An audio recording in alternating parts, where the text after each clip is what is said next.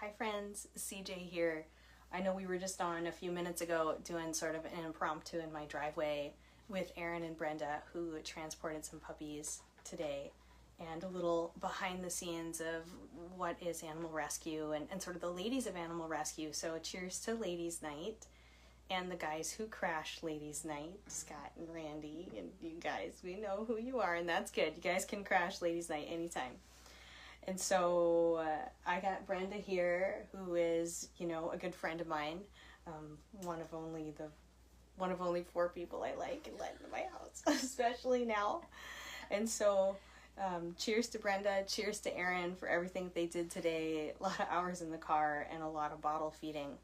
But I started out with Turtle Mountain Animal Rescue years ago, and I was a writer then, writing something completely different when Turtle Mountain Animal Rescue, which was really just Keith and very few volunteers, less than a handful at that time, sort of reached out and swallowed my heart whole, so to speak. And I have been with and writing about it ever since. And so tonight we've got chapter 10 out of Turtle Mountain Animal Rescue Matters, the story of how we sort of accidentally became an animal rescue. And one of those stories is Bella's story here. And so I've got Bella. She's so sweet and so calm, and she's just such a vicious pit bull. And she's so vicious that she carries this knife around. She's just my little Chucky doll. She's my little Chucky doll. She's sporting her Halloween costume. We tried it on last night, and I said I would show it tonight, and she's cool with it. So if she's cool with it, I'm cool with it. But I would love to read you chapter 10 tonight. And all of the other previous chapters are free on YouTube. You can listen to them, and I'll be on every other Wednesday night at 7 o'clock until the book is finished, so that you can share it with your mom or your dad or your grandma or your grandpa, whomever, and just sharing our story is really what this is all about for me anyway. And I have some backstory. I've been with the rescue for a while, so if you've got questions, that's one of the reasons Brenda is here, is to help me sort of field those questions. I would love to answer some questions live, so anything you got, anything is fair game. I can take it. Here we go. Chapter 10, A Cold Surrender. Quote, "I believe luck is preparation meeting opportunity." Oprah Winfrey. End quote. I had been waiting for it, preparing for it, even though I didn't know what it was going to be. As it often does, the right opportunity presented itself at the right time. I guess you could say it was luck. A friend I hadn't seen in a while posted on Facebook that she was transporting rescue dogs. It was a picture of some tiny puppies riding in her back seat. Oh my god, this hair, sorry. Oh my gosh, your hair, like a little lion. It was a picture of some tiny puppies riding in her back seat. And I sent her a message saying that I'd be interested in helping her sometime if she needed someone to ride shotgun. Or perhaps I could ride in the back next to those puppies. Just saying. A few weeks later, Brenda messaged me back and invited me with her to a surrender event. I had absolutely no idea what a surrender event was. But she said we'd save dogs. And I just had a feeling that what Brenda was doing might be exactly what I was waiting for. So, pretty cool to have you here tonight, Brenda. My honor. That intuition of mine was right. That invitation was the beginning of a new adventure that would transform my life in the years to come. A journey that would take me out of my privileged city and state. And what lay ahead left me crying, laughing, soul-searching, and eventually doing what I wanted to be doing. Rescuing dogs, and writing, and drinking wine. I'm just saying. Gotta be true here, right? I know, sweetheart. Like all volunteer work does, it occupied a good chunk of my time and money, and I wouldn't have it any other way. Brenda and I set out on a freezing cold Saturday morning. The sky was midnight blue, and I could feel the harsh tundra temperatures on my skin. It was the kind of cold you feel in your bones. I shuffled down my icy driveway toward Brenda's SUV, and there was a rectangular magnet displayed on the side. It had a large red cross symbol and the words Animal Rescue Vehicle. I slid into the heated passenger seat, and a welcome warmth and the smell of hazelnut coffee enveloped me. The sound of my friend's voice was a sign that I was exactly where I was supposed to be. "You ready to go save some dogs today?" she said. Yes, I was. Behind my cozy seat, stacked neatly from floor to ceiling, were different sized wire kennels. Each had its own clean white hospital blanket inside and another draped on the outside, separating what would soon be unfamiliar noses riding inches from each other. Over the next 4 hours, I drank coffee and ate Brenda's hard-boiled eggs on my way to a place up north that I'd passed through once or twice, almost 3 decades earlier. Brenda has short, spiky hair that looks wet even when it's dry. Oh God, I forgot that I wrote this. Brenda, it's so hard. It's so hard as a writer. You guys, if you're writing a nonfiction, how do you honor that person and tell the truth about that person as you see it and just sort of cross your fingers and make sure that they're okay with it? I'm thinking that you're okay with it. Absolutely. Yeah, I'm thinking Keith was okay with some of it. Hopefully most of it. Brenda has short, spiky hair that looks wet even when it's dry. And I've never seen her wearing anything other than a shirt with a slogan about animal rights that oftentimes includes profanity. Today's a work day. Brenda has, that is only one thing that it could be. That is animal formula all over her pants. She wears her deepest convictions about how animals should be treated, not just on her sleeve, but on her back, her chest, and even tattooed on her skin. Brenda is a Clydesdale. If there are dogs that need help, move out of her way, or she may trample you to get to them. Yet she is gentle and one of the most caring souls I've ever met. The perfect person for the job of rescuing humans and animals, which is what she does both in her career and her personal life. It's so goofy reading about you when you're right here. I'm okay with it. It's goofy. I mean all of that, absolutely, and so much more into my heart. I'm so glad you're here tonight, Brenda. I know you had a long day rescuing puppies. Brenda and I arrived in Belcourt, North Dakota, a little town tucked away just below the Canadian border. And it was like arriving back in time. I'm going to pause for a second. If you're just tuning in, I'm not torturing my dog, I swear. This is her Halloween Chucky costume. It's just fun. I like Halloween. I don't like Thanksgiving. I don't like all that food. I don't like all that eating animal thing. I just like Halloween. Let's all, dress up like dead people in funny costumes. And it's just a fun time. And she's okay with it, so I'm okay with it. And we're just trying it on tonight. So if you're just tuning in, that's what we got going on. All right. It was like arriving back in time. The town looked the same as I remembered it. My dad grew up not far from here, and we'd passed through the area a time or two. There were old buildings in a state of continual disarray. very few local amenities, and I got the sense that I was out of place. Unwelcome, even, perhaps. Like other small towns in North Dakota, it felt like the modern world evolved around them, leaving them behind. We rolled in past the casino and into the parking lot of a local community center. I was looking for stray dogs wandering the street, hanging around on the corners or curled up in the ditch, but there were none. I didn't see a single dog in need of even one of the kennels that were stacked behind me.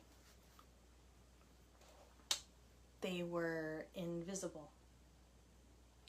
A quick 4 hours later, Brenda and I were on our way back to Fargo with 15 dogs and puppies curled up in warm blankets in those wire crates, plus one big husky shepherd-ish mix with her front paws across my lap and her back paws on the floor between my feet.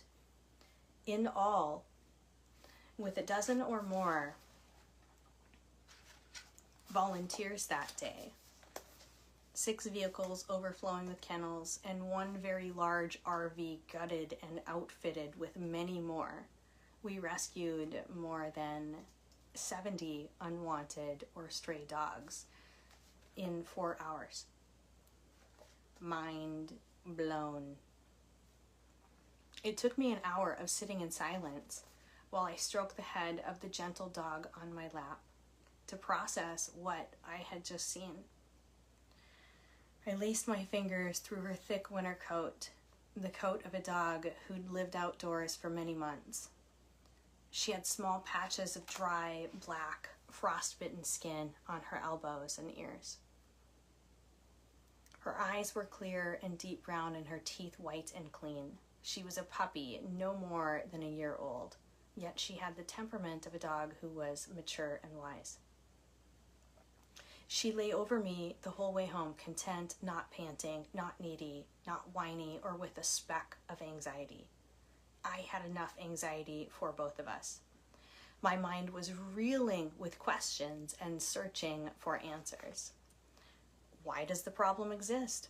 How could that land just spit out that many unwanted dogs? Who else knows about this? How come I didn't know? There's money from the state to fix this. Why is there no animal control? Why isn't anyone doing something? Dogs are dying out there. Brenda answered as many questions as she could. Over many years of volunteering, she had seen and learned a lot, but eventually she told me, I'm the person on the ground who picks them up, cares for them, and makes sure they find a home. I don't do any of that big picture stuff. Brenda, do you remember that conversation? I do. Do you remember it just like that? Yep. I do too. It was a lot of questions. It was a lot of questions. A lot. I remember it like it was yesterday when you sort of just cut me off and said, hey, I don't know any more of your questions. I don't do anything about what you're asking me anymore. And all I could think of was all that big picture stuff. North Dakota as a whole is wealthy. There are plenty of jobs, the economy is good, and we don't live in the protected economic bubble. We are the bubble. I couldn't fathom what I'd just seen or how long it had been going on. Years? Decades? Centuries? The world I thought I knew where dogs were suffering someplace south of here, in a city I'd never heard of, in a place I could do nothing about except send $18 a month, was shattered. I couldn't look away from this. There were no excuses to not help, and someone was doing something. Someone organized that event. And Brenda told me who it was. She pointed him out while we were there that day. He was lifting kennels and bags of dog food. He was carrying supplies and handling all the dogs that no one else could handle. I met his wife. I handed her a small wad of cash and a bag of supplies. I thanked her for what they were doing, at that time, I had no idea the magnitude of their sacrifice. My plan when I got home was to reach out to them. I had to. I wouldn't be able to sleep at night knowing this was going on in a place so close to me and that I was doing nothing to help. The pilot light in me that had been waiting for action was ignited. And the gas was about to be turned up. Way up. After a few days of thinking about what I had seen, I had more questions than ever before. Not surprised. And there was only one person who could answer them. Wow, that's such a great memory for me.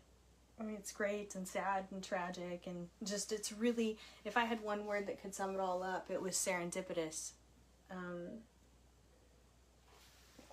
you know, I'd been talking to my husband for a long time about, I had just sort of resigned from my career job to write books for a living. To write books for a living. And so that I had more time to be with our kids and with the family and just be a person, a human, and maybe volunteer, but I didn't know what that looked like, and I had been sort of looking, and it just landed in my lap that day. And so it's very serendipitous how I got involved. I'm super thankful for that. Super thankful for that. So I've got one little story here. So I'm reading from Rescue Matters. It has been an honor and privilege to read this to you. It was an honor and privilege to write it and to be involved in such an amazing groundswell of people that have just worked together from thousands of miles apart, hundreds of miles apart, across continents even, to make sure that this area and these dogs are seen and find a home, and it's been crazy. And so I've got this little story in between, and I'm going to read that, and then in 2 weeks I'll see you for chapter 11. But Brenda, you got any questions for me? I do.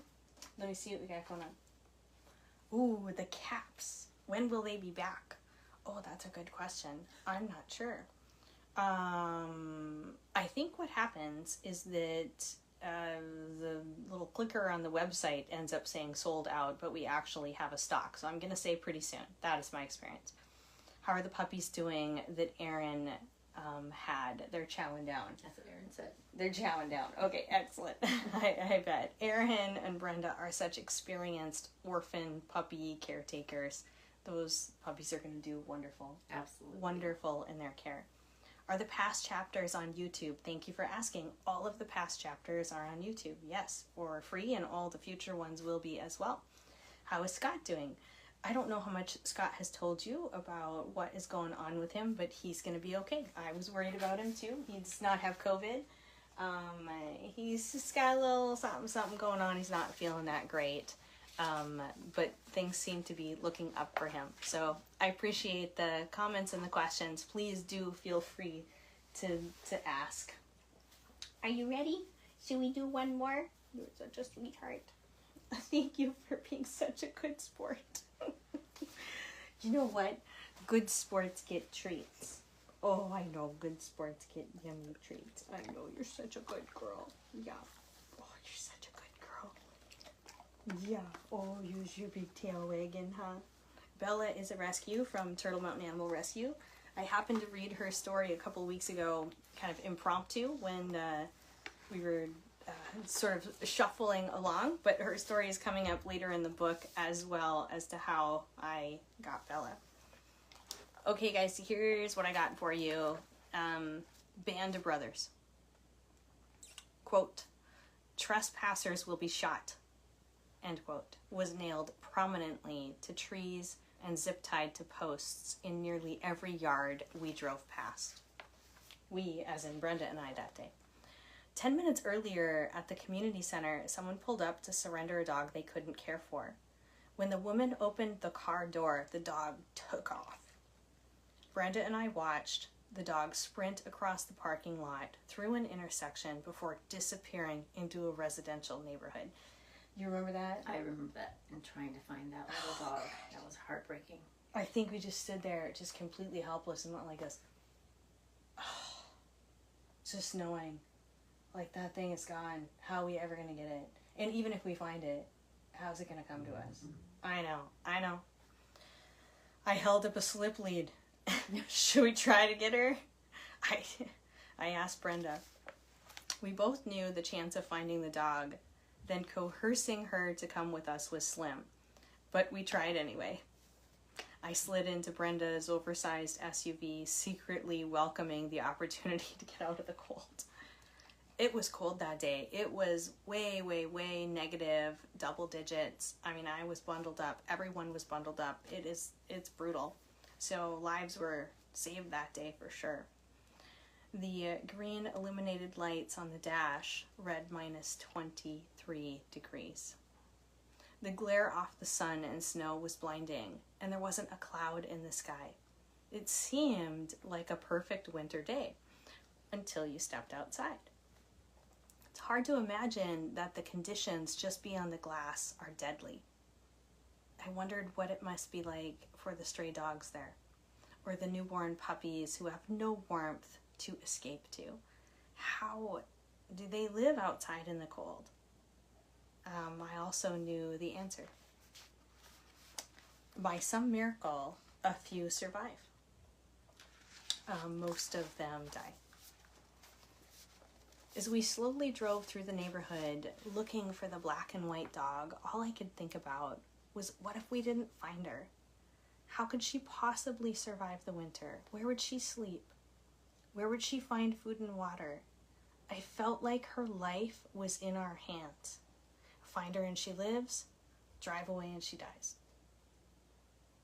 It's just such a summary of what it feels like to rescue animals. I'm going to take that off you, sweetie. It's so goofy, right? Find them and they live, drive away and they die. Pick them up and they live, drive away and they die. Oh, gosh, it's just it has just felt like that so many times. It seemed impossible that we'd ever see her again. There were so many places she could be hiding, hunkered down, trying not to be seen. Old cars and rusted-out tractors sat dormant in yards. Storage sheds with open doors were in the back, and there were trees and bushes and even furniture scattered about. Never mind the trespassers will be shot sign we'd have to navigate even if we did find her. After 30 minutes of looking, we felt we had no choice. We decided to go back to the community center where we could help with the dozens of other dogs people were bringing in from the cold. And I reminded Brenda not to turn around in anyone's driveway. Wanda, you're such a good girl. Yeah, you're so good. Yeah.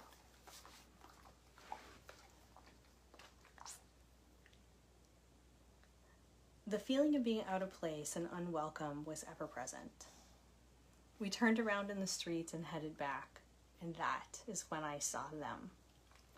A band of brothers lying in the middle of the road, adjacent to us. They were sunning themselves, taking an afternoon nap on the snow-covered street. Their thick, lustrous coats protected them from the frozen ground below and the bitter cold air above. The big white and brown one lifted his head and looked at us, completely unaffected by our presence, not moving or caring if we stayed or drove past. He lay his head back down and resumed his afternoon nap.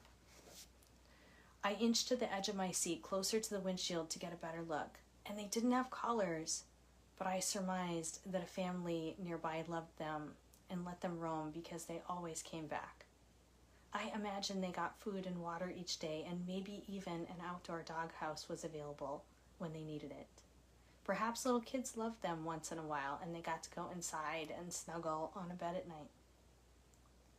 We stared at them lying there in the sun on the snowpack. Their winter fur was thick, with a white undercoat of many layers like a Siberian husky I had when I was growing up. These boys were well adapted to the outdoors. The type of dog who prefers to be outdoors. They looked healthy and they looked well fed. Oh my goodness. Brenda and I did not talk about these dogs. There was no debate on whether or not we should do something for them. All signs pointed that someone was looking out for them. Perhaps not in the way big city folk look out for their dogs. They didn't have knitted sweaters and waterproof booties and blinged out collars. These dogs were free to roam and live outside in the conditions they were mostly equipped for. We were there. Oh, hold on. Let me back up. These brothers were not the kind of dogs we were there for. We were there for the unwanted and the homeless. As we drove away, I said to Brenda, I bet there's a lot of crazy animal fanatics who would try to coax those dogs in. She took a deep, frustrated breath and nodded, confirming what I already knew to be true. That sucks, I said. People like that give rescue workers like you a bad rap. Yes, they do, she said. The end. In 2 weeks from now, I've got chapter 11, which is the continuation on when I reached out to Keith for the first time and didn't know how to help. And so many people reach out for help, right? What can I do? I would love to help you, yada, da, da, da, da, da. But when you get into it, when you get into animal rescue or any type of volunteer work, and you realize how much time and money and sacrifice it takes, a lot of people bow out, and that's okay. You got to test the waters. And he had a lot of people say before, hey, I'm going to help. Not everyone stuck, but eventually a few of us stuck. And then it was sort of like a snowball. A few of you stick, and then you roll it forward, and a few more stick, and a few more stick. And then all of a sudden, from this little tiny thing, becomes this, this snowball effect into what we are today. And when I wrote Rescue Matters, it was released in December of 2018. We were not where we are today. When I started writing it 18 months prior to its release date, I did it as sort of a Hail Mary. I just felt like we were dying every day. I felt like I don't know how the team is not going to burn out. I don't know how Keith's not going to burn out and give up. I didn't know what to do, but just sort of dig in and help where I could. And then I was just thinking, hey, I got to press pause on things. Maybe I could write a book about it. Maybe I could tell our story. Maybe I could tell this incredible story about these incredible people rescuing out of a garage in these entirely just uninhabitable conditions sometimes, and that they were making it work. And if people would listen and maybe support us, then maybe we could keep going for one more day. And so that is how this book was born. So I'm super happy to be able to share it with you. And I donate half of the profits always back to Turtle Mountain Animal Rescue. Let's see here. When are we getting bigger sizes of hoodies and shirts? That is a great question that has been asked several times. So I will present that again and hope that we can take our merchandising to the next level. We'll do what we can. We struggle. We're sort of still a small business struggling. When will you be able to send to the UK? I would like to buy loads but won't deliver. I know. Working on it. We're working on a new website. With a new website, would have a new shop that would be able to help us with the tax and shipping and all the things that need to happen behind the scenes in order for us to ship internationally. Because we're all primarily volunteers, except for a handful of people on the ground at the rescue, we're just trying to make it work. And so here's what I'll do, though. I mean, if you're out of the country, I ship books out of the country. I've done that many, many, many, many times. And so I know the customs. I know how to make it work. If you want stuff from us, I will package it up and ship it to you, and we can PayPal. So you can message me. I'll make it happen. Know of any treats for dogs with renal issues and kidney disease? That is out of my scope of knowledge, and so I wish that I could answer that. I just can't. How many volunteers at Turtle Mountain Animal Rescue?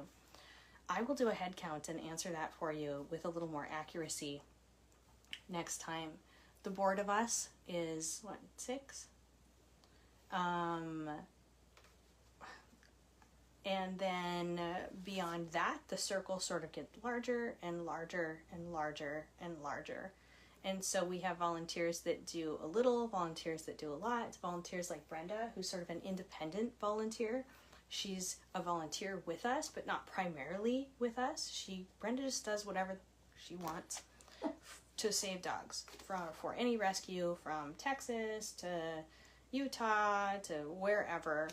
She just does it. And so it's a little bit of a complicated question, but dozens would be, I think, the most accurate answer.